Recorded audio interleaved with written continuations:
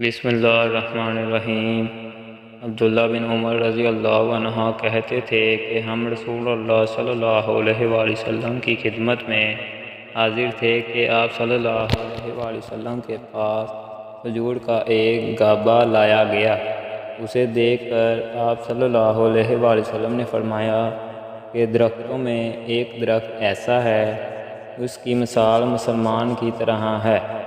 ابن عمر رضی اللہ عنہ کہتے ہیں کہ یہ سن کر میں نے ارادہ کیا کہ عرض کروں کہ وہ درخت کھجور کا ہے، مگر چونکہ میں سب میں چھوٹا تھا اس لیے خاموش رہا۔